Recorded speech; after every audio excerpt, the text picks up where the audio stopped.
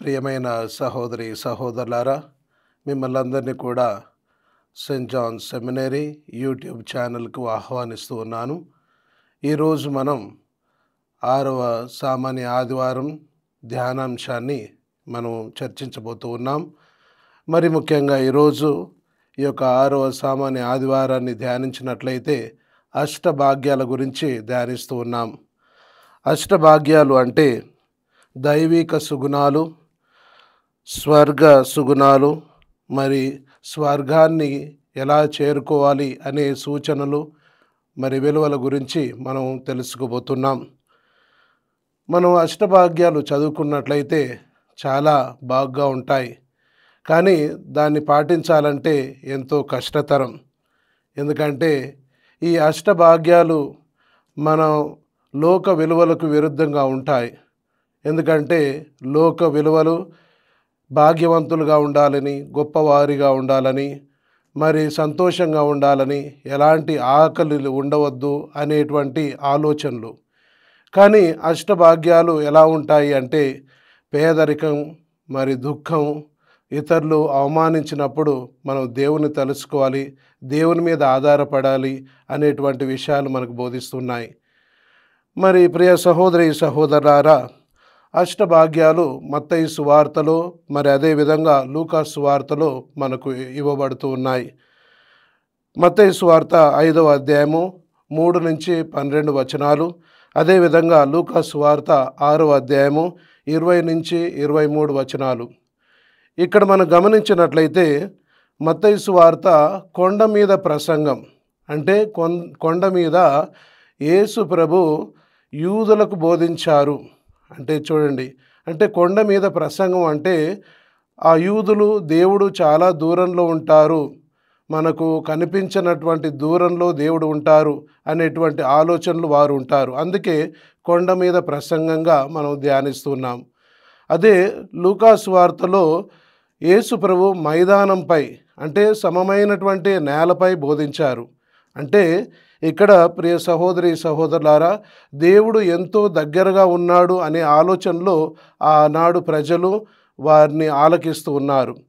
మరి మత్తయి సువార్తలో 8 అష్టభాగ్యాలు, కానీ లూకా సువార్తలో చూస్తే 4 అష్టభాగ్యాలు, మరి 4 అయ్యో అనర్థాలు అని చెప్పుకోవచ్చు. ప్రియ సహోదరి సహోదరులారా, అష్టభాగ్యాలు అంటే ఇక్కడ ఇంగ్లీష్లో బ్లెస్సెడ్ అని అంటున్నారు. దీన్నే మనం గ్రీక్ పదములో మకారియోస్, అంటే భాగ్యము అనవచ్చు, లేదా సంతోషము అనవచ్చు, లేదా దేవుని కృప, దేవుని అనుగ్రహము అనవచ్చు. కాబట్టి ఇది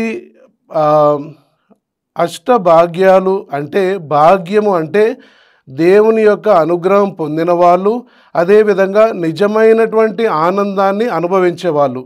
ఈ 2 అంశాల్లో ఎవరిలో ఉంటే వారు నిజంగా అష్టభాగ్యాల్లో ఉన్నట్టు, అంటే దేవుని కృపలో ఉన్నట్టు ప్రియ సహోదరి సహోదరులారా. అందుకే నేడు మొదటి పఠనంలో ఇర్మియా ప్రవక్త ఈ విధంగా బోధిస్తూ ఉన్నారు.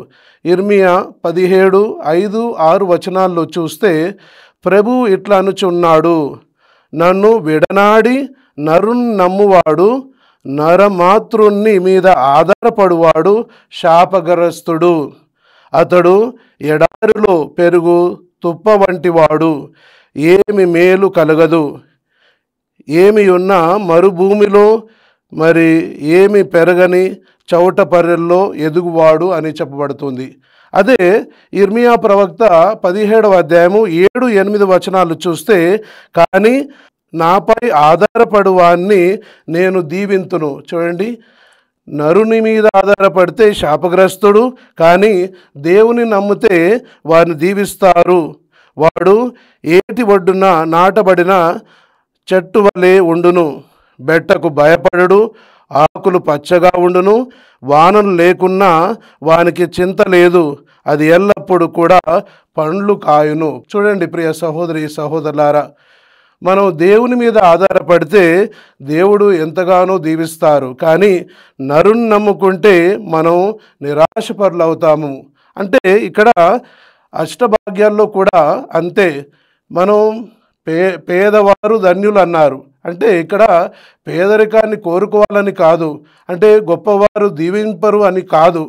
పేదవారు అనగానే వాళ్ళు దేవుని మీద ఆధారపడేవాళ్ళు, దేవుడే సర్వ ఆస్తి అని భావించుకునేవాళ్ళు. ప్రియ సహోదరి సహోదరులారా, ఒకానొక సందర్భంలో ఒక నాస్తికుడు, క్రైస్తవుడు, వారిద్దరు కూడా మిత్రులు. అయితే వారిరువురు కూడా సంభాషణలో ఈ నాస్తికుడు క్రైస్తవంతో అంటున్నాడు, ఇదిగో మీ అందరు కూడా ఎన్నెన్నో పండుగలు ఉన్నాయి. క్రైస్తవులు క్రిస్మస్ పండుగ చేసుకుంటున్నారు, ఈస్టర్ పండుగ చేసుకుంటున్నారు, అదేవిధంగా ముస్లింలు రమదాన్ చేసుకుంటున్నారు, ఇంకా హిందువులు దసరా, సంక్రాంతి, ఈ విధంగా వారికి పండుగలు ఉన్నాయి. ఆ పండుగల్లో వారికి సెలవులు ఇస్తున్నారు. మరి నాస్తికులైనటువంటి మాకు ఏ సెలవు కూడా లేదు అని అన్నప్పుడు ఆ క్రైస్తవుడు వారితో అంటాడు, మీకు కూడా ఒక హాలిడే ఉంది, సెలవు ఉంది. అది ఎప్పుడో తెలుసా అంటే, ఎప్పుడంటే ఏప్రిల్ 1 ఫూల్స్ డే. దేవుని నమ్మినట్లయితే మనం అందరం కూడా ఫూల్సే ప్రియ సహోదరి సహోదరులు. అందుకే దేవుని నమ్మువాడు వారు భాగ్యవంతులు అవుతారు. అందుకే అష్టభాగ్యాలు అంటే దేవుని మీద ఆధారపడి దేవుని నమ్మేవాళ్ళు ప్రియ సహోదరి సహోదరులారా. అందుకే ఇలాంటి వారిని హీబ్రూ భాషలో అనావిమ్ అంటారు. అనావిమ్ అంటే దేవుని మీద దేవుడే సర్వంగా భావించి దేవుడే మనల్ని ఆశీర్వదిస్తారు అని భావించుకునే వాళ్ళు. అలాంటి వారిని పేదవాళ్ళు, దేవుని మీద ఆధారపడేటువంటి పేదవారని మనం తెలుసుకోవాలి ప్రియ సహోదరి సహోదరులారా. కాబట్టి ఎవరు కూడా దుఃఖాన్ని కోరుకోరు, ఆకలిని కోరుకోరు, అవమానాలను కోరుకోరు, పేదరికాన్ని కోరుకోరు. అందరూ కూడా ధనాన్ని, సంతోషాన్ని, నిండు ఆహారాన్ని, మరి ఇతరుల చేత పొగడ్తలను, ఇలాంటివన్నీ కూడా అందరూ కూడా కోరుకుంటారు ప్రియ సహోదరి సహోదరులారా. అందుకే పునీత అగస్తీను వారు అంటారు, దేవా నా ఆత్మ నీలో లేనంతసేపు ఆరాటపడుచూనే ఉంది, కానీ ఎప్పుడైతే నీలోనికి వస్తుందో అప్పుడు అది ప్రశాంతత నెలకొల్తూ ఉంది ప్రియ సహోదరి సహోదరులారా. అదేవిధంగా పునీత ఇరేనియస్ వారంటారు, మనిషి పరిపూర్ణంగా జీవిస్తేనే దేవునికి ఘనత అంటున్నారు. మరి ఈరోజు మనం ఈ అష్టభాగ్యాలను ఎంతవరకు పాటించగలుగుతాం? ఎందుకంటే అష్టభాగ్యాలను పాటిస్తే దేవుని యొక్క దీవెనలు నిండుగా పొందినట్టు. అందుకే వీటిని స్వర్గ సుగుణాలు అంటాం, దేవుణ్ణి చేరుకునేటువంటి సుగుణాలు. ఇవి చాలా కష్టతరం ప్రియ సహోదరి సహోదరులారా. చెప్పడానికి బాగానే ఉంటాయి, వినటానికి బాగానే ఉంటాయి, కానీ పాటించడానికి చాలా కష్టం. కానీ వీటిని పాటించిన వాళ్ళు ఎంతో గొప్పవారయ్యారు, పునీతులయ్యారు. మరి మనందరం కూడా ఈ యొక్క అష్టభాగ్యాల్ని పాటించినట్లయితే తప్పనిసరిగా స్వర్గాన్ని చేరుకుంటాం, తప్పనిసరిగా దేవుని సన్నిధిలో ఉంటాం, దేవుణ్ణి ఎంతగానో గొప్పగా మహిమపరిచిన వాళ్ళం అవుతాం. కాబట్టి ఈ యొక్క 6వ సామాన్య ఆదివారంలో అష్టభాగ్యాల్ని ధ్యానిస్తున్నటువంటి మనం దేవుని మీద ఎంతవరకు ఆధారపడి జీవిస్తున్నాం?